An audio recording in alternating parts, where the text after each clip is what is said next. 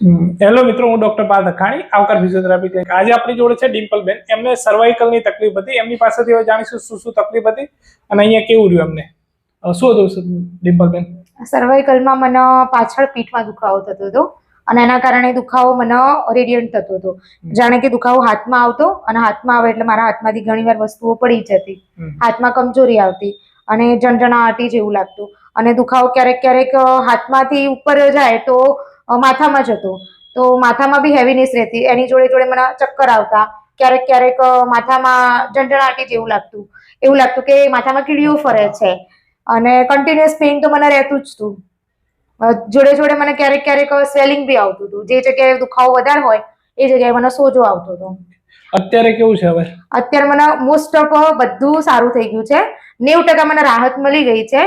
મને જે સ્વેલિંગ હતું, જે પેઇન હતું, જે ચક્કર આવતા હતા, ચક્કરની જોડે જે મને હેવીનેસ હતી, ક્યારેક ક્યારેક ચાલવામાં બી તકલીફ પડતી હતી, એ બધામાં મને ઘણી બધી રાહત થઈ ગઈ છે. એમને પહેલા જ સેશનમાં બધું જ કમ્પ્લીટ થઈ ગયું. જે ચક્કર આવવાની કમ્પ્લેન હતી, રેડિક્યુલોપેથી પેઇન હતું, જે આખા હાથમાં દુખાવો થતો હતો અને જે સર્વાઇકલમાં સ્ટીફનેસ લાગતી, એ એક જ સેશનમાં આપણે રિલીવ કરી દીધું છે.